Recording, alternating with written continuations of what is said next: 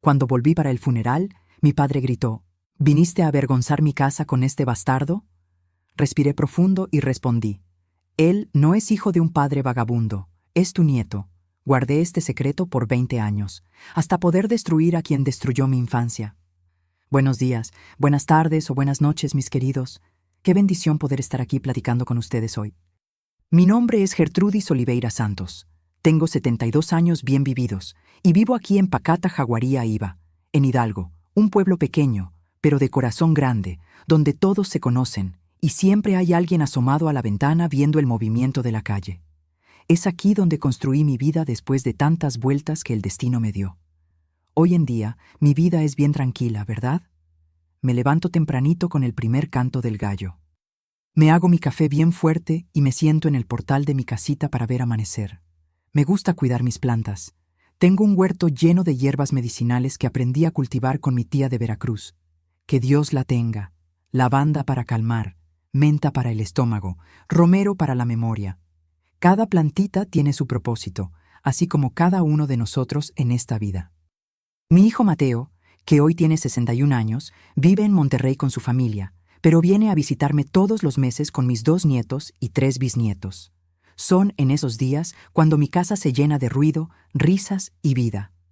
La pequeña Elenita, mi bisnieta más chica, siempre me pide que le cuente historias de mi vida, y yo le cuento las que puedo contar para oídos tan inocentes. Pero ustedes, mis queridos, que me están viendo ahora, tienen oídos más maduros, y tal vez puedan entender una historia que guardé por mucho tiempo. Una historia sobre dolor, secretos, y al final, sobre libertad. Porque la vida a veces nos da cargas demasiado pesadas para cargar solos. Antes de comenzar con mi historia, quisiera pedirles un favorcito. Si este video toca su corazón, si sienten que mis palabras pueden ayudar a alguien, denle like al video y suscríbanse al canal. Es como un abrazo virtual que me dan, y yo siento cada uno de ellos, ¿verdad? Y cuéntenme aquí en los comentarios de qué ciudad me están viendo y a qué hora del día encontraron este video. ¿Tempranito con el cafecito? ¿Después de comer? ¿Ya de nochita con un tecito caliente? Yo siempre leo todos los comentarios y me pone tan feliz saber de dónde son y cuándo sacan un ratito del día para escuchar las historias de esta abuelita. Cuéntenme, ¿va? Voy a comenzar a contar una historia que poca gente en mi vida conoce. Una historia sobre una niña a quien le robaron la inocencia y que cargó un secreto doloroso por muchos años.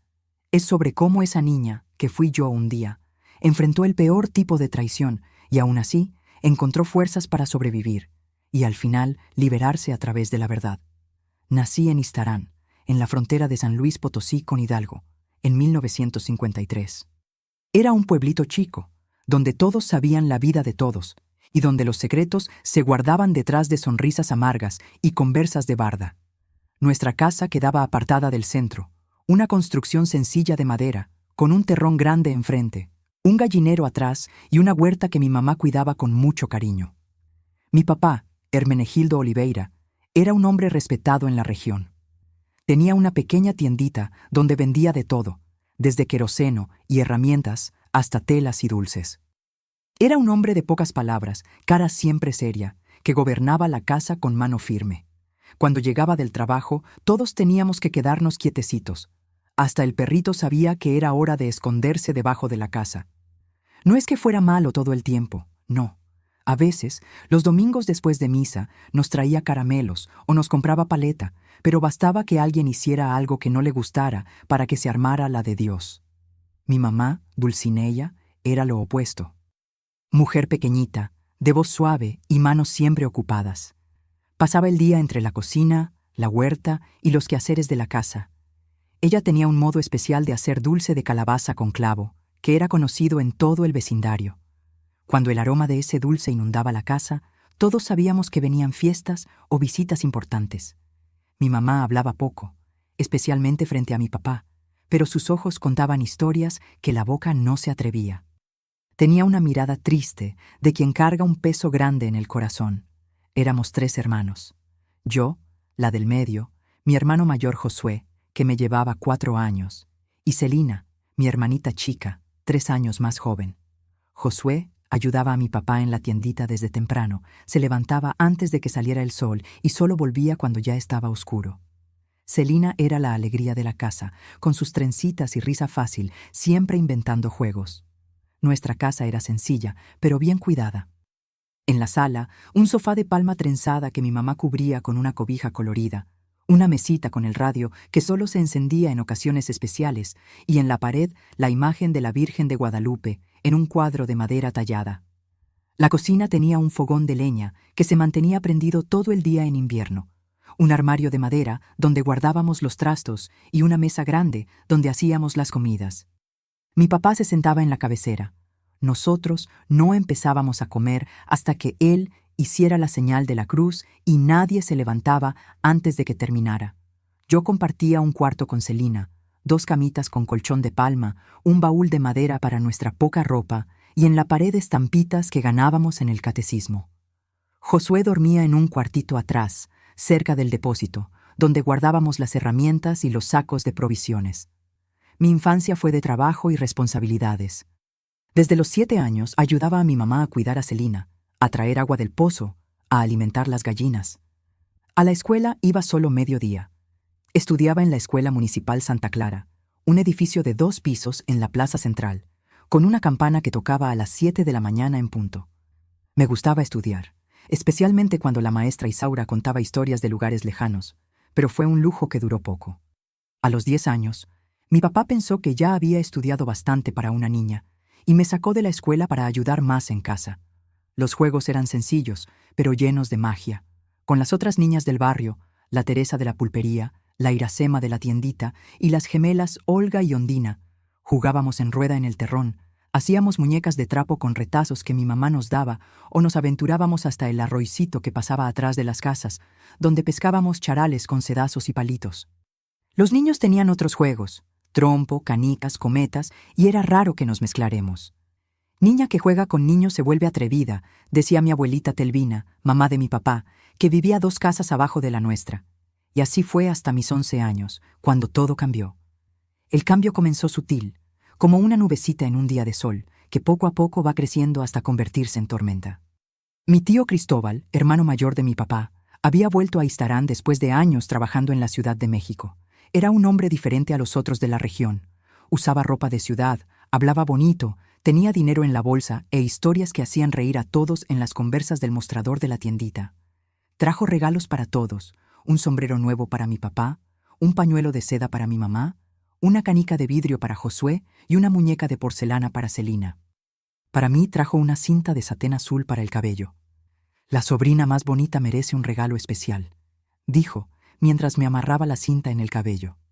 Recuerdo la mirada de él en ese momento, una mirada que heló mi estómago, aunque sin entender por qué. Tío Cristóbal pronto se volvió socio de mi papá en la tiendita. Expandieron el negocio, compraron más mercancía, empezaron a surtir a los ranchos de la región. Mi papá se veía feliz como nunca. Reía más, traía más regalos a casa, incluso dejó que volviéramos a encender el radio las tardes de domingo, pero había algo extraño pasando. Tío Cristóbal comenzó a aparecer en casa a diferentes horas, siempre cuando mi papá y Josué estaban en la tiendita. Traía dulces escondidos para mí. Me pedía que le mostrara el huerto, la cerca, el gallinero, lugares alejados de la vista de la casa. Mi mamá parecía desconfiada, pero nunca dijo nada. Tal vez por miedo a mi papá, tal vez porque no quería crear problemas con el cuñado que estaba ayudando tanto en los negocios. Fue una tarde de noviembre, cuando el calor ya anunciaba el verano, que las cosas empeoraron de verdad. Yo estaba sola en casa. Mi mamá había llevado a Celina a la ciudad a comprar tela, y los hombres estaban todos en la tiendita. Estaba tendiendo ropa en el tendedero cuando oí su voz detrás de mí. «Cada día más bonita la sobrina del tío», dijo con esa voz diferente que solo usaba cuando estábamos solos. Lo que pasó después, mis queridos, son cosas que una niña de 11 años no debería conocer. Cosas que lastiman más el alma que el cuerpo. Cosas que, aún hoy, con 72 años encima, me hacen temblar las manos al recordar. Ese día comencé a morir un poquito por dentro, y no fue la última vez. El tío Cristóbal encontraba siempre un modo, siempre una excusa. Voy a buscar una herramienta que presté. Olvidé unos papeles importantes. Vine a ver si tu mamá puede separar unas gallinas para el domingo. Y siempre, siempre encontraba un momento para acorralarme en alguna esquina donde nadie viera, nadie oyera. Yo no entendía bien qué estaba pasando. Sabía que era malo, que era sucio, que dolía, pero no sabía cómo hacer para parar. ¿Quién me creería contra la palabra del tío respetado, del socio que estaba trayendo prosperidad a la familia? ¿Mi papá, que veía en el hermano un héroe? ¿Mi mamá, que apenas conseguía mirar a los ojos a mi papá cuando necesitaba pedirle algo? Entonces me callé, me escondía cuando podía, lloraba escondida y rezaba todas las noches para que aquello acabara. Pero no acabó. Y 2 meses después, cuando mi cuerpo comenzó a cambiar, cuando el hambre aumentó y el estómago se revolvía de mañana, cuando la sangre que venía todos los meses desde mis 10 años de repente dejó de venir, yo supe que algo aún peor estaba por venir. Yo no sabía bien qué estaba pasando con mi cuerpo, pero mi mamá pronto se dio cuenta. Una mañana, mientras yo vomitaba escondida atrás del gallinero, ella me encontró, limpió mi boca con el delantal, me miró con esos ojos que sabían más de lo que decían y sostuvo mi cara entre sus manos. «Mi hija, tu cuerpo está diferente. ¿Estás cargando una criatura?» La voz de ella temblaba, pero no había rabia allí, solo un miedo inmenso. Me desmoroné en lágrimas en sus brazos. No conseguí hablar quién, cómo, cuándo. Solo lloré como una niña perdida, que era lo que de verdad era. Mi mamá me abrazó fuerte, como si pudiera protegerme del mundo entero con esos brazos delgados. «Tu papá va a llegar en poco. Vamos a tener que contarle», dijo con una voz que ya anunciaba la tormenta. Esa tarde, sentada en la mesa de la cocina, temblando como hoja al viento, esperé a que llegara mi papá. Mi mamá había mandado a Celina a jugar a casa de la vecina y pedido a Josué que se quedara más tiempo en la tiendita. Quería que fuéramos solo nosotros tres para esa conversación. Cuando mi papá entró, ya sintió que algo estaba mal. Mi mamá nunca lo esperaba sentada. Siempre estaba de pie, terminando de poner la comida en la mesa. «¿Qué pasó? ¿Murió alguien?», preguntó, quitándose el sombrero y colgándolo en la puerta. Mi mamá me miró, dándome fuerzas para hablar, pero las palabras quedaron atoradas en la garganta. Fue ella quien comenzó. «Hermenegildo, la niña está esperando». Mi papá frunció el ceño sin entender. «¿Esperando qué? ¿Un bebé, hombre? Nuestra hija está embarazada». El silencio que siguió fue el más pesado que he sentido en la vida. Mi papá se quedó parado, la mano aún en la manija de la puerta, como si estuviera decidiendo si entraba de verdad o salía corriendo. Después, lentamente, vino hasta la mesa, jaló la silla y se sentó enfrente de mí. Sus ojos no encontraban los míos. ¿Quién fue el desgraciado? Temblé de pies a cabeza. ¿Cómo contarle? ¿Cómo decirle que era el propio hermano, el socio, el hombre que estaba trayendo prosperidad a la familia? «Habla, niña». Golpeó la mesa, haciéndome brincar. Fue... Las palabras no salían. Debe ser uno de esos muchachitos de la escuela o el hijo del Juvenal que anda rondando aquí. Voy a matar a ese desgraciado. Y entonces, antes de que yo pudiera pensar, mi mamá habló. «No fue ningún muchacho, Hermenegildo. Creo que fue tu hermano». El mundo se paró. Mi papá se volteó hacia mi mamá con los ojos muy abiertos, después hacia mí. Vi su cara pasar de pálida a roja en segundos. «Repite eso». Mi mamá, que nunca enfrentaba a mi papá, que siempre bajaba la cabeza, encontró fuerzas no sé de dónde y repitió. «He visto a Cristóbal viniendo aquí cuando tú no estás. Anda buscando quedarse solo con la niña. Estos días mismo volví más temprano de casa de la Nivalda y lo vi saliendo apurado del huerto. Gertrudis estaba allá llorando con la ropa toda arrugada. Mi papá se levantó tan rápido que derribó la silla, vino hasta mí y me jaló por los brazos, sacudiéndome. «¿Es verdad eso? ¿Mi propio hermano? ¿Tú lo dejaste? ¿Lo provocaste?» Yo solo conseguía llorar sin fuerzas para defenderme. Él me obligó, me lastimó. Intenté gritar, pero tapó mi boca. Dijo que me mataba si le contaba a alguien. Mi papá me soltó como si quemara. Dio 2 pasos para atrás con una expresión que nunca voy a olvidar. No era dolor, no era rabia, era asco, asco de mí. «Estás inventando esto para proteger a algún noviecito. Mi hermano no iba a hacer una bajeza así. Hermenegildo, mira a la niña, ella está diciendo la verdad». Mi mamá intentó argumentar. «Calla la boca», gritó. Y por primera vez vi a mi papá levantarle la mano a mi mamá. Ella cayó al suelo con la cachetada, el labio partido. Corrí para ayudarla, pero mi papá me agarró por el brazo. Me arrastró fuera de la cocina, por el pasillo, hasta la puerta que daba al sótano de la casa. Era un lugar oscuro, húmedo, donde guardábamos papas, cebollas y otras cosas que necesitaban estar en el fresco. Tú te vas a quedar aquí hasta que yo decida qué hacer contigo y esa desgracia en tu barriga, dijo, empujándome escaleras abajo. Caí en los peldaños de madera, sintiendo dolores en todo el cuerpo. Oí la puerta cerrarse y la llave girar en la cerradura. En la oscuridad, apenas un hilito de luz entraba por una grieta en la pared. Me quedé allá acurrucada, llorando bajito para no irritar más a mi papá, que oía discutiendo con mi mamá allá arriba. Las horas se arrastraban. Por el hilito de luz vi el día convertirse en noche. Nadie vino por mí. Dormí allá mismo en el piso de tierra, abrazándome a mí misma, intentando proteger esa vida que crecía dentro de mí, aunque sin entender bien qué significaba todo eso. Desperté con el ruido de la puerta siendo abierta. Era mi mamá trayendo un plato con comida y un vaso de agua. Su cara estaba hinchada, el ojo morado. «Come rápido», susurró, mirando para atrás todo el tiempo. «Tu papá fue a la tiendita a enfrentarse con Cristóbal. ¿Y ahora? ¿Qué va a pasar conmigo?», pregunté con la voz quebrada. «No sé, mija. Está ciego de rabia. Dijo cosas horribles». «¿Qué cosas, mamá?». Ella bajó los ojos. No quería contarme, pero yo necesitaba saber.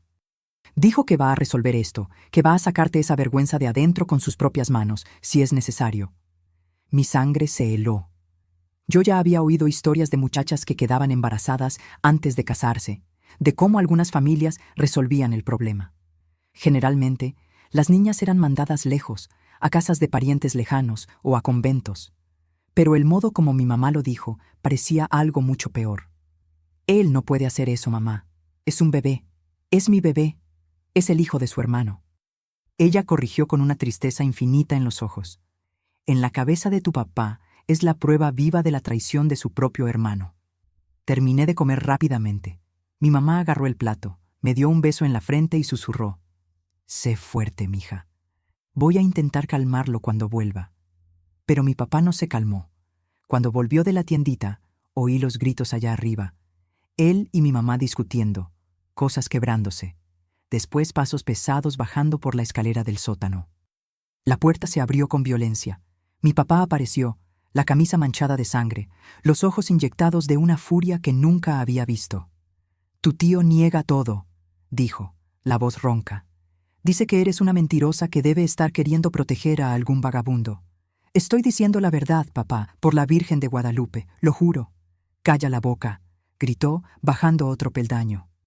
¿Sabes qué me dijo? Que tú andabas ofreciéndote a él, que caminabas por la casa con las piernas de fuera cuando venía aquí. «Es mentira, papá. Yo nunca hice eso. Él es mi tío. Me lastimó. Me amenazó. Por favor, cree en mí». Mi papá avanzó hasta donde yo estaba. Por primera vez en la vida, vi a mi propio papá como una amenaza real. Retrocedí hasta la pared, sin tener a dónde correr.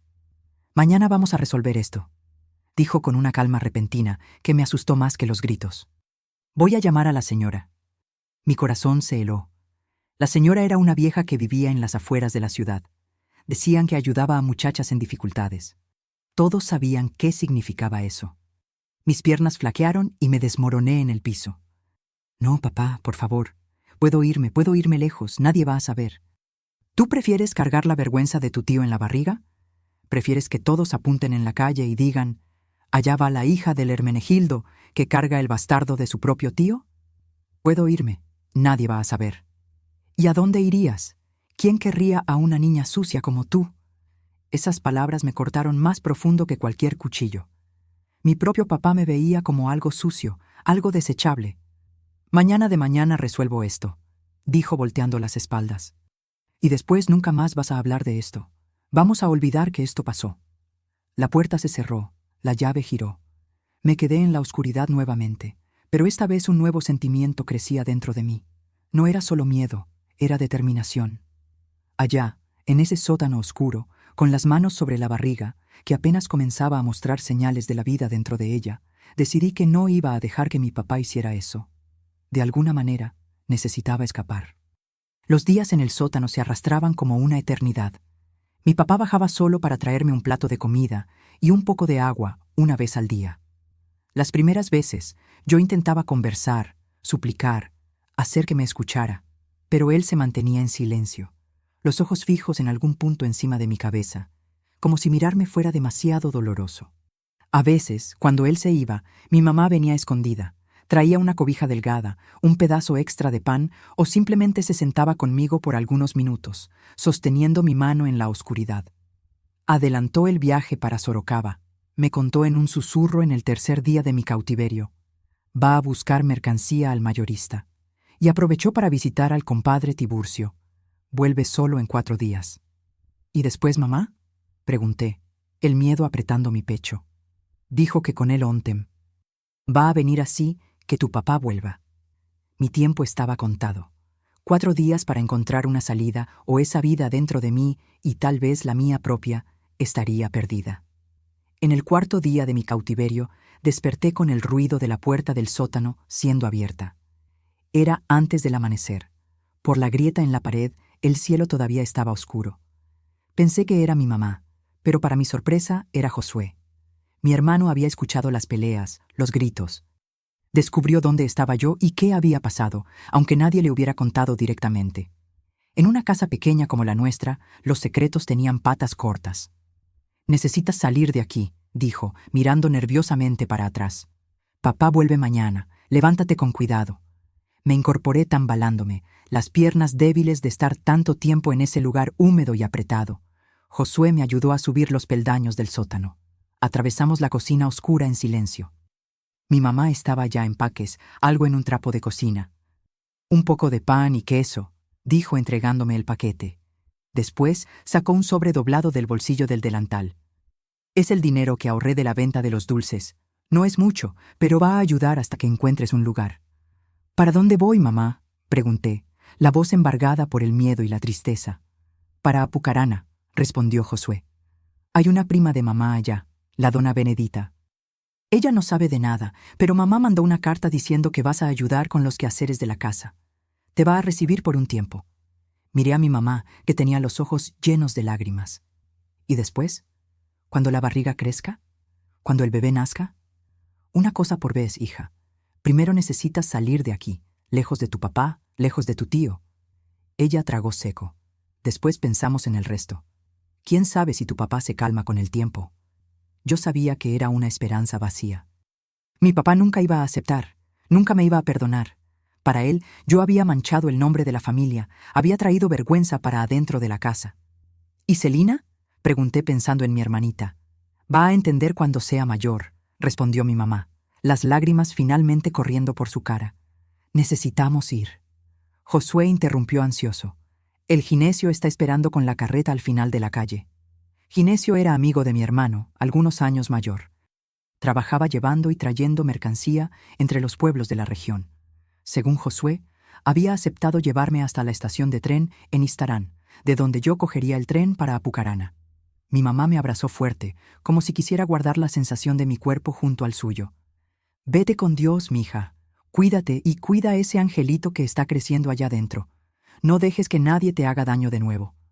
No conseguimos decir más nada. El nudo en la garganta impedía las palabras. Josué me jaló por la mano y salimos por la puerta de atrás.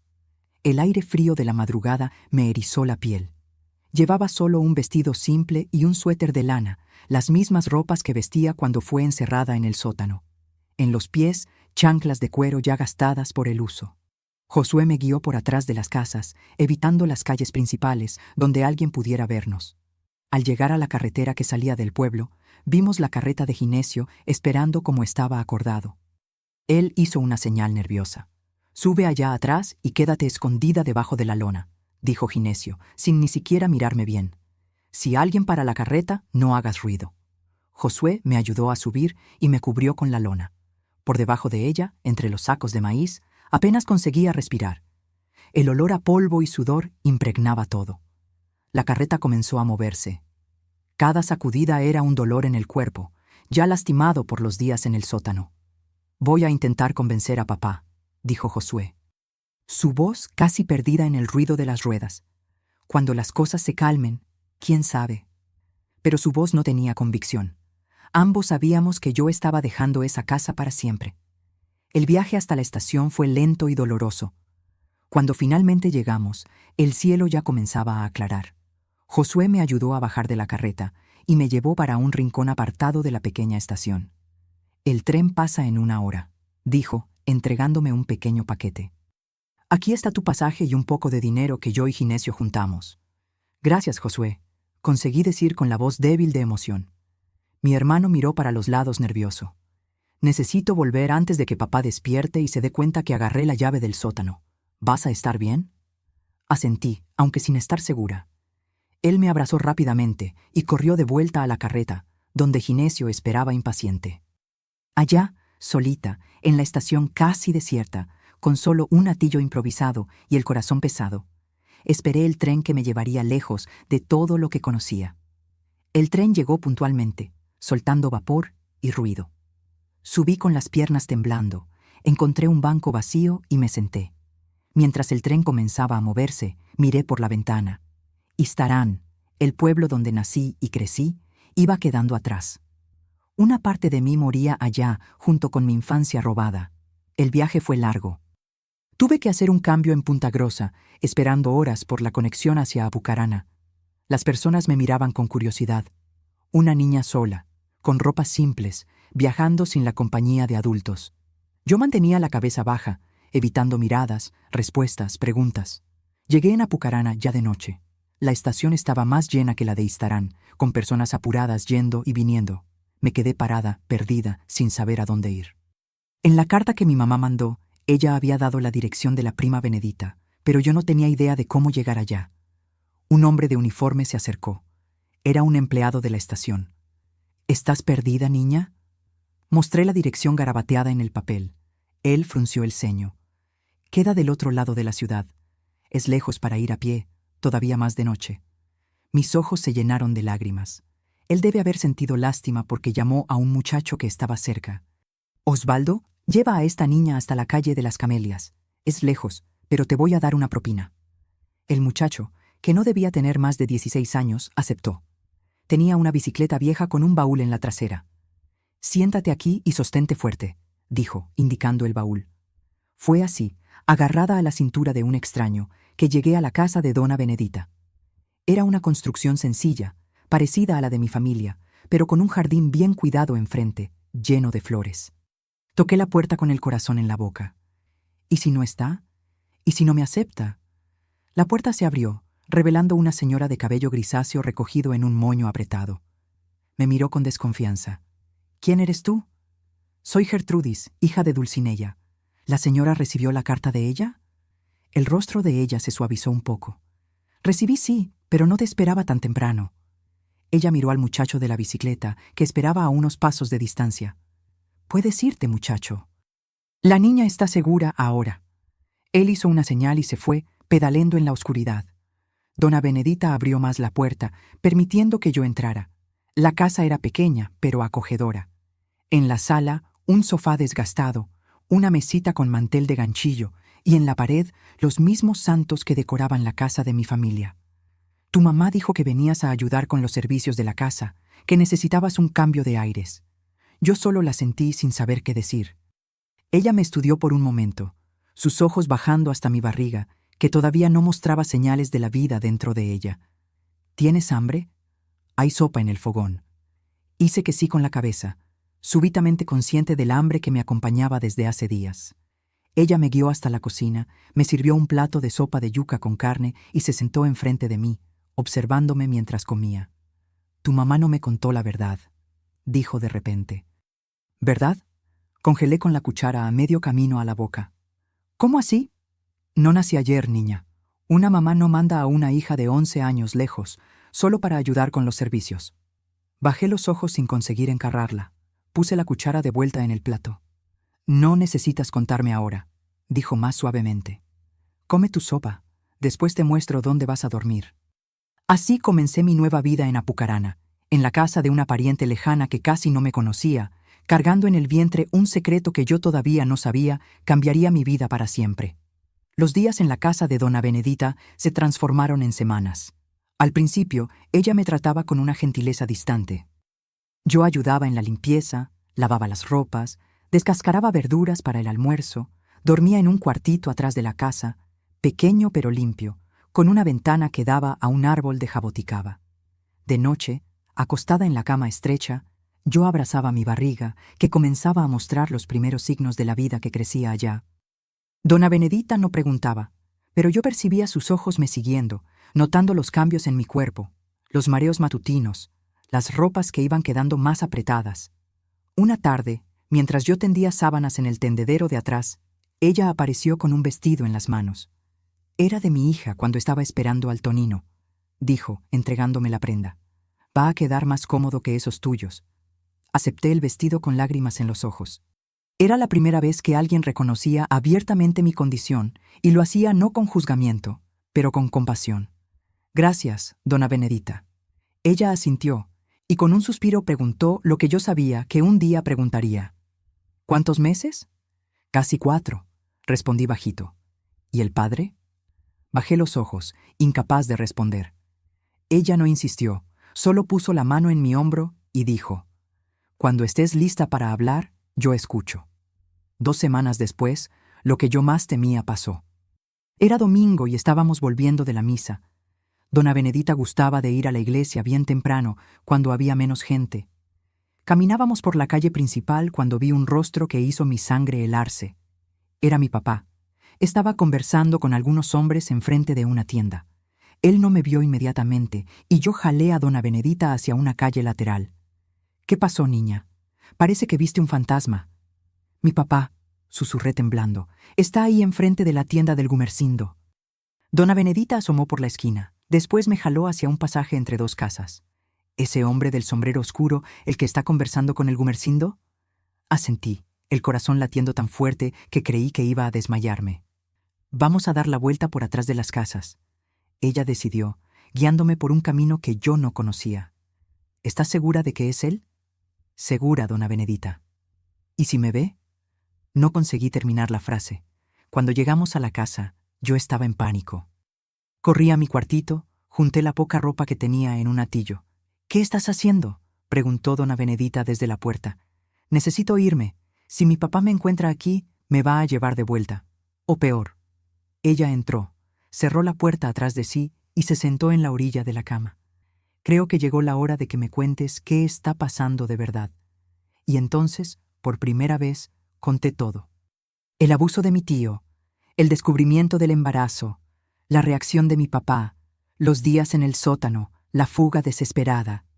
Hablé sin parar, las palabras saliendo como una inundación que finalmente rompe la represa. Cuando terminé, estaba exhausta, las lágrimas secándose en la cara.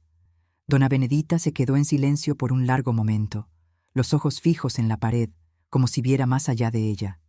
Finalmente, ella respiró profundo y dijo, ¿Tu mamá sabía que estabas esperando cuando te mandó para acá? ¿Sabía? ¿Y aún así no me contó la verdad? Ella balanceó la cabeza, pero no parecía enojada.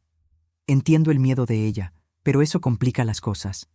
¿La señora me va a mandar a ir?, pregunté, el miedo volviendo a apretar mi pecho. No, criatura, pero no puedo mantenerte aquí, no con tu papá en la ciudad. Apucarana no es tan grande. Pronto alguien va a comentar sobre la prima de Dulcinea, que está criando a una niña embarazada. ¿Para dónde voy entonces? Tengo una amiga, la hermana Consolata. Ella trabaja en el albergue Santa Clara en Jaguariaíba. Es un lugar para muchachas en situación difícil. ¿Un orfanato?, pregunté, el miedo creciendo. No, no es un albergue dirigido por monjas. Ellas ayudan a muchachas que necesitan un lugar seguro para tener sus bebés. Nadie hace preguntas allá, nadie juzga. Ponderé la idea. Ir para otro lugar desconocido, comenzar de nuevo. ¿Pero qué más podría hacer? ¿Mi papá no me va a buscar allá? Él no tiene cómo saber que fuiste para allá, y aun que descubra, las monjas no van a dejar que te lleve. La Madre Superiora no tiene miedo ni del obispo, cuanto más de un hombre común. Esa misma noche, dona Benedita escribió una carta para la hermana Consolata. Al día siguiente, bien de mañana, me llevó hasta la estación. Compró mi pasaje para Jaguariaíba y me dio un paquete con comida para el viaje. Cuando llegues allá, busca por el albergue Santa Clara. Muéstrale esta carta a la hermana Consolata. Ella va a cuidar de ti. Abracé a dona Benedita con toda la fuerza que tenía. Ella me había acogido sin hacer preguntas y ahora estaba ayudándome una vez más. Gracias por todo, dona Benedita. Vete con Dios, mija, y cuida ese angelito que está creciendo allá dentro. El viaje para Jaguariaíba fue más tranquilo que el primero. Yo ya no era esa niña asustada, huyendo en medio de la noche. Todavía tenía miedo, todavía cargaba el dolor de lo que había pasado. Pero también cargaba una fuerza nueva, la determinación de proteger esa vida que crecía dentro de mí. Al llegar en Jaguariaíba, pregunté a un señor que barría la vereda de la estación dónde quedaba el albergue Santa Clara. Queda en la salida de la ciudad, cerca del río, explicó. Unos metros de aquí si sigues esta calle hasta el final. Después giras a la derecha en el cruzamiento del almacén del Quinciño. Vas a ver los muros blancos. Agradecí y comencé la caminata. El día estaba caliente, el sol fuerte me haciendo sudar dentro del vestido largo que dona Benedita me había dado. Cuando finalmente avistó los muros blancos del albergue, mis piernas ya temblaban de cansancio. El albergue era una construcción antigua, con un portón grande de hierro enfrente. Jalé la cuerda de la campana y esperé. Minutos después, una monja joven abrió una portezuela en el portón. «¿En qué puedo ayudarte?», preguntó, mirándome con curiosidad. «Estoy buscando a la hermana Consolata. Dona Benedita de Apucarana me mandó». Ella abrió el portón invitándome a entrar. El patio interno era amplio, con un jardín bien cuidado y algunas muchachas sentadas en bancos de piedra, conversando o cosiendo. «Espera aquí», dijo la joven monja, indicándome un banco bajo un árbol. Me senté, observando el lugar que podría ser mi nuevo hogar. Las muchachas me miraban de reojo, curiosas con la recién llegada. Algunas parecían bien jóvenes, otras ya casi en la adolescencia. Varias tenían la barriga pronunciada en diferentes etapas de embarazo. Minutos después, la joven monja volvió acompañada de una señora mayor, con lentes redondos y un aire severo, pero no unkindly. «Tú debes ser Gertrudis», dijo, sentándose a mi lado en el banco. «Soy la hermana Consolata. Dona Benedita mandó un telegrama avisándome que vendrías». Entregué la carta que dona Benedita había escrito. La hermana Consolata leyó en silencio, los labios apretados. «Entiendo», dijo finalmente, doblando la carta cuidadosamente. «Puedes quedarte con nosotras, criatura. Este es un lugar de acogimiento para muchachas que necesitan protección». «Yo no tengo cómo pagar», dije, recordando que el dinero que mi mamá y Josué me habían dado estaba casi terminando. El albergue vive de donaciones y del trabajo de las propias acogidas. Cada una contribuye como puede. En la cocina, en la lavandería, en la huerta, en el taller de costura. Recibirás techo, comida, cuidados médicos y cuando llegue la hora, ayuda para tener tu bebé en seguridad». «¿Y después?», pregunté, la pregunta que no me dejaba desde que descubrí el embarazo. «¿Qué pasa después que el bebé nazca?». La hermana Consolata ajustó los lentes en la cara, estudiándome por un momento antes de responder. «Eso depende de ti, Gertrudis. Algunas muchachas dejan sus bebés para adopción. Tenemos familias buenas que acogen esos niños. Otras deciden quedarse con sus hijos y nosotras las ayudamos a recomenzar la vida afuera, con un trabajo, un lugar para vivir. La elección será tuya». La idea de entregar mi bebé a extraños hizo mi corazón apretar. A pesar de todo, de la edad, de las circunstancias horribles de la concepción, ese niño era mío. Era la única familia que me restaba ahora. «Quiero quedarme con mi hijo», dije con una certeza que me sorprendió. La hermana Consolata asintió como si ya esperara esa respuesta. «Entonces vamos a prepararnos para eso. Pero primero necesitas descansar. Pareces exhausta». Ella llamó a la joven monja que me había recibido. «Hermana Angélica, lleva a nuestra nueva acogida al dormitorio de las recién llegadas. Después, muéstrale dónde puede bañarse y cambiar de ropa». Así entré para el albergue Santa Clara, el lugar que sería mi refugio por los próximos meses, donde aprendería nuevas habilidades, haría amigas improbables y donde finalmente mi hijo nacería, lejos de la violencia y del odio, en un ambiente de paz y aceptación. Los meses en el albergue Santa Clara pasaron como las estaciones, cada uno trayendo sus propias alegrías y dificultades. Mi vientre crecía y con él mi determinación. En el albergue encontré más que un refugio. Encontré un hogar temporal y personas que se volvieron como familia. Había otras 15 muchachas cuando llegué, algunas más viejas, otras todavía más jóvenes que yo, cada una con su historia, su dolor, su secreto. Nunca nos preguntábamos unas a otras los detalles. Era una regla no escrita entre nosotras. Pero de noche, en los dormitorios, compartíamos nuestros miedos sobre el parto, nuestras esperanzas para el futuro, nuestros sueños para nuestros hijos todavía no nacidos. Las monjas eran rigurosas, pero justas. La rutina comenzaba temprano. A las 5 de la mañana, la campana tocaba para las oraciones, después café simple en el refectorio y entonces cada una para su tarea designada. Algunas trabajaban en la huerta, otras en la cocina, en la lavandería, en la limpieza. Yo fui designada para el taller de costura. Tal vez porque la hermana Consolata haya percibido mis manos ágiles, o tal vez porque, con la barriga creciendo, trabajos más pesados eran difíciles. En el taller aprendí mucho más que a coser. Aprendí a hacer remendos delicados, a bordar iniciales en sábanas, a transformar retazos en cobijas bellísimas. La hermana Dorotea, que coordinaba el taller, era una maestra exigente, pero paciente. Coser es como la vida, Gertrudis, decía, observando mis puntos desiguales. Necesitas tener paciencia, atención a los detalles y saber que cada punto importa para el dibujo final. Mientras mis manos aprendían el arte de la costura, mi corazón aprendía el arte de la aceptación. Al principio, yo cargaba mucha rabia de mi tío por lo que había hecho, de mi papá por no haber creído en mí, hasta de Dios por haber permitido todo aquello. Las monjas nunca intentaron convencerme a perdonar. Solo me escuchaban cuando yo necesitaba hablar y respetaban mi silencio cuando las palabras faltaban. Fue en el 7º mes de embarazo que recibí la primera carta. Era de Josué, mi hermano.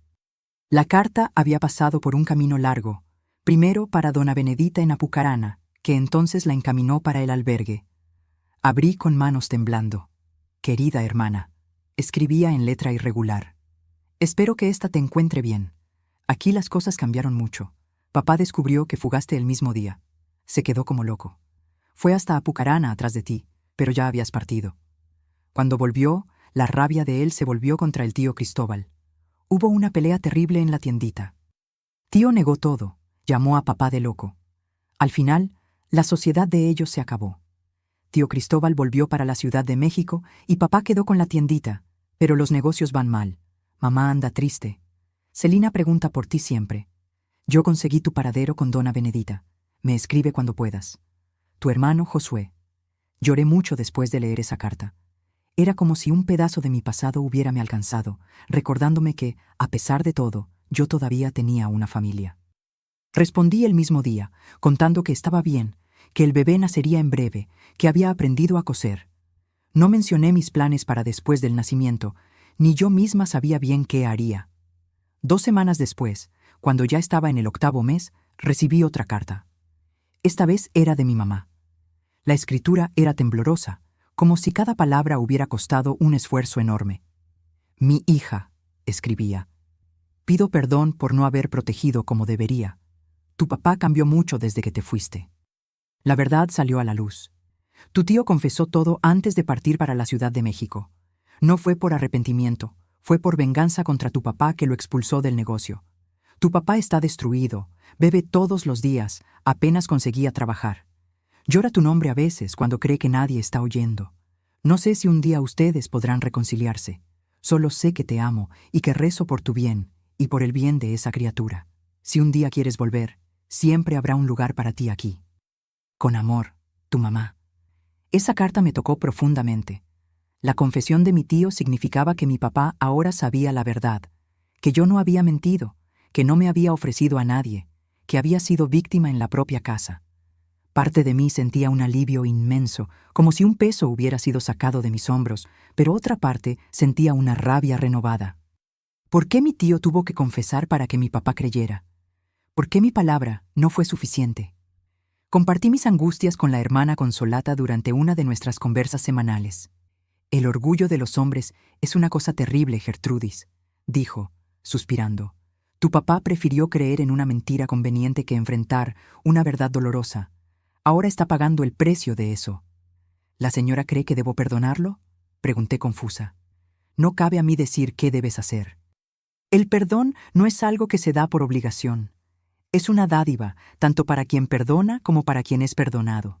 Pero lleva tiempo y solo tú sabrás cuándo y si estarás lista. Esa conversación se quedó conmigo por días. Yo pensaba en ella mientras cosía, mientras comía, mientras sentía a mi bebé moviéndose dentro de mí. Estaba inmersa en esos pensamientos cuando las primeras contracciones comenzaron. El parto fue largo y difícil, como era de esperarse para una niña de apenas 12 años. 16 horas de dolor y miedo, sosteniendo la mano de la hermana Angélica, que no salió de mi lado ni por un minuto. Cuando finalmente oí el llanto de mi hijo, un niño sano y fuerte, todos los dolores parecieron valer la pena. Mateo, susurré cuando lo pusieron en mis brazos. Su nombre será Mateo. Un bello nombre, dijo la hermana Consolata, que había venido así que supo del nacimiento. Significa dádiva de Dios, y era eso que él era para mí. No un recordatorio de la violencia, pero un presente, una nueva chance, un nuevo comienzo. Mirando para ese rostrito rojo y arrugado, hice una promesa silenciosa. Él nunca sabría las circunstancias de su concepción. Nunca cargaría el peso del odio que yo había sentido. Él crecería sabiendo apenas que era amado, profundamente amado. Los meses siguientes fueron de adaptación a la maternidad. Las monjas me ayudaban, enseñando cómo amamantar, cómo bañar, cómo calmar el llanto nocturno. Otras muchachas, que ya habían tenido sus bebés, también compartían sus experiencias. Era una pequeña comunidad de mamás niñas, todas aprendiendo juntas, pero yo sabía que no podría quedarme en el albergue para siempre. Cuando Mateo completó 6 meses, la hermana Consolata me llamó para una conversación seria. Llegó la hora de pensar en el próximo paso, Gertrudis, dijo. ¿Qué planeas hacer? Yo ya había pensado mucho en eso, respondí. No quiero volver a Istarán, dije con firmeza. No aún. Tal vez un día cuando Mateo sea mayor, cuando yo sea más fuerte, pero ahora quiero construir una vida nueva para nosotros dos. Entiendo, asintió. ¿Y tienes alguna idea de a dónde te gustaría ir? Me gustaría quedarme aquí en Jaguariaíba, si es posible. Ya me acostumbré con la ciudad, conozco a algunas personas y aprendí a coser bien. Tal vez consiga trabajo en la costurera de la Plaza Central, la dona Narcisa. Ella comentó que necesitaba una ayudante cuando vino a traer donaciones al albergue. La hermana Consolata sonrió. Ya había pensado en eso también. Hablé con dona Narcisa la semana pasada. Ella está dispuesta a darte una oportunidad. Y tenemos una pequeña casa, no muy lejos de aquí, que pertenece al albergue. Es modesta, pero limpia y segura. Podrías vivir allá con Mateo, pagando un alquiler simbólico hasta conseguir establecerte. No conseguí contener las lágrimas. Era más de lo que esperaba, más de lo que creía merecer. ¿Por qué la señora está ayudándome tanto?, pregunté entre sollozos. Porque veo en ti una fuerza que tal vez tú misma todavía no conseguías ver, respondió, sosteniendo mis manos en las suyas. Pasaste por algo terrible, Gertrudis. Algo que podría haber destruido a mucha gente, pero estás aquí cuidando a tu hijo con amor, planeando un futuro. Eso es coraje, y coraje merece ser recompensado. La semana siguiente me mudé para la pequeña casa en la calle de las Acalias. Era un chalet de madera con 2 cuartos, sala, cocina y un huertecito atrás. Los muebles eran sencillos, algunos donados por el albergue, otros por la comunidad. Pero era nuestro hogar. El primer hogar verdadero que Mateo conocería y el primer lugar que yo podría llamar mío desde que salí de Istarán. Comencé a trabajar con dona Narcisa 3 días después. Llevaba a Mateo conmigo. Ella había arreglado un corral en el fondo de la tienda donde él podía quedarse mientras yo trabajaba. Mis dedos ágiles y lo que había aprendido en el albergue impresionaron a la vieja costurera, que pronto comenzó a confiarme trabajos más complejos. «Tienes talento, muchachita», decía, observando mis puntos precisos. «Un día vas a tener tu propia tienda, ya verás». Yo sonreía agradecida por el elogio, pero también por la confianza que ella depositaba en mí. Alguien creía que yo tenía un futuro, y eso significaba más de lo que ella podría imaginar. Fue así que comenzamos nuestra nueva vida, Mateo y yo, un día por vez, un punto por vez, cosiendo no apenas telas, pero también un nuevo destino, libre de las sombras del pasado. El futuro era incierto, pero por primera vez en mucho tiempo yo miraba para él con esperanza. Es divertido cómo pasa el tiempo, ¿no es verdad? Parece que fue ayer que llegué en Jaguariaíba, con Mateo pequeño en los brazos, sin saber bien qué el futuro guardaba para nosotros. Y ya se pasaron casi 60 años. Mi hijito de brazos hoy es un hombre de 61 años, con cabello grisáceo y arrugas en la cara, igualito al padre de él cuando sonríe. Un parecido que solo yo percibo y guardo conmigo en silencio. La vida fue generosa con nosotros aquí en Jaguariaíba. Después de 5 años trabajando con dona Narcisa, conseguí juntar un dinerito y abrir mi pequeña tiendita de costura. Era chiquita, un cuarto solo en la calle de los Expedicionarios. Comencé haciendo concertos, dobladillos de pantalones, ajustes en vestidos, pero pronto la clientela aumentó. Las muchachas de la ciudad comenzaron a buscarme para hacer vestidos de fiesta, y entonces vinieron los vestidos de novia. Manos de hada, era como me llamaban. Decían que yo no cosía apenas telas, pero sueños. Mateo creció allá entre retazos y hilos, aprendiendo a respetar el trabajo y el esfuerzo. Era un niño curioso, inteligente. Las monjas del albergue nos ayudaron mucho. Consiguieron una beca para él estudiar en el Colegio San Francisco. Fue allá que él descubrió el gusto por los números, por la matemática. Cuando completó 18 años, consiguió una vacante en la universidad en Monterrey para estudiar contabilidad. Fue difícil verlo partir, pero yo sabía que era lo mejor para él. «Mamá, ¿la señora no va a quedarse sola?», él me preguntó antes de irme. «Voy a volver todos los finales de semana». Y cumplió la promesa por un buen tiempo, hasta conocer a la Clarisa, una muchachita de Monterrey, hija de comerciantes. Se casaron cuando él tenía 23 años.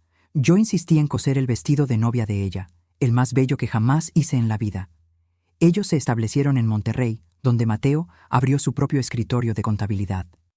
Vinieron los nietos, primero el Eduardo, después la Lucía, y más tarde los bisnietos, la pequeña Elenita y el Gabriel, que traen la alegría de esa abuelita vieja. Yo continué en Jaguariaíba, con mi taller que fue creciendo poco a poco. Contraté ayudantes, di oportunidad para que otras muchachas aprendieran el oficio, como un día dona Narcisa y las monjas habían hecho conmigo. Algunas de ellas venían del propio albergue Santa Clara, que continuó su trabajo de acogimiento por muchas décadas, hasta cerrar las puertas en los años 90, cuando la madre superiora falleció. Nunca me casé. Hubo pretendientes, claro. El señor Juvenal de la farmacia, viudo, me cortejó por casi 2 años. Era un hombre bueno, respetado en la ciudad. ¿Y el doctor? Teófilo, médico que vino de Punta Grossa, también demostró interés, pero algo en mí nunca conseguí confiar plenamente en hombre alguno después de lo que pasé. Preferí dedicar mi vida a mi hijo, a mi trabajo y más tarde a mis nietos y bisnietos. Hoy, a los 72 años, vivo una vida tranquila. Cerré el taller hace 5 años, cuando mis ojos ya no veían tan bien los puntos pequeños y mis manos comenzaron a sentir el peso de la artritis. Pero todavía coso para mí misma y para los niños de la familia. Mi casa en la calle de las Camelias. Compré este terreno más grande en los años 80, después que la casita de la calle de las Acalias quedó pequeña. Tengo un cuarto especial solo para eso, con mi máquina de coser antigua y repisas llenas de telas coloridas. Todas las mañanas despierto con el sol, hago mi café, riego mis plantas y me siento en el portal para ver el día comenzar. Los martes y jueves voy al grupo de la tercera edad en la iglesia. Aprendemos artesanía, hacemos gimnasia leve y principalmente conversamos. Son amigas queridas que hice a lo largo de los años. Ninguna de ellas sabe toda mi historia. Algunas partes son demasiado pesadas para compartir, pero todas saben que crié a Mateo sola y me respetan por eso. Los domingos es día de hacer dulce de calabaza con coco, la receta de mi mamá que guardé en la memoria. El aroma dulce llena la casa y me trae recuerdos de la infancia, los buenos recuerdos antes de que todo cambiara. Siempre guardo un poco para cuando Mateo y la familia vienen a visitarme, generalmente una vez al mes.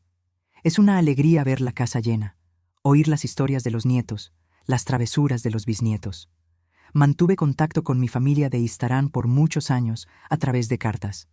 Mi mamá escribía toda la semana al principio. Después espació para una vez al mes, contando las novedades, mandando fotos de Celina creciendo. Josué también escribía de vez en cuando. Sobre mi papá, las noticias venían filtradas. Sé que nunca se recuperó completamente de lo que pasó. La tiendita cerró. Él tuvo que trabajar como empleado en otros comercios. Comenzó a beber mucho. La salud fue empeorando. Cuando Mateo tenía 10 años, recibí la noticia de que mi papá había fallecido. Un infarto después de años de alcoholismo. Sentí una mezcla de emociones que ni consigo explicar bien.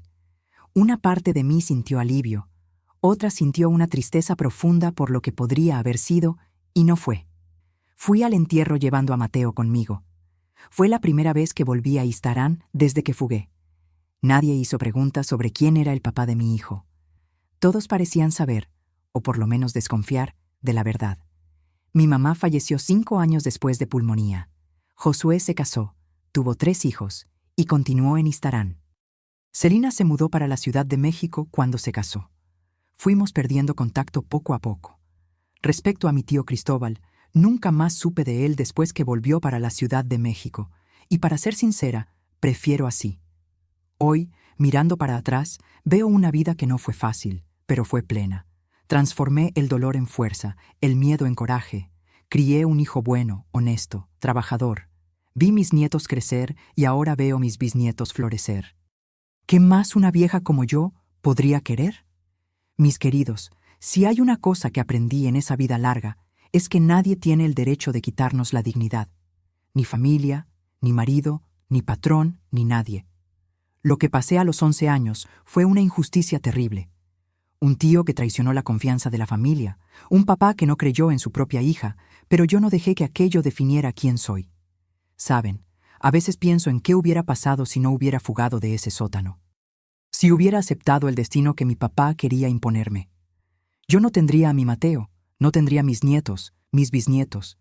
No habría conocido a las monjas que me acogieron, a dona Benedita, que me ayudó, a dona Narcisa, que me dio una oportunidad.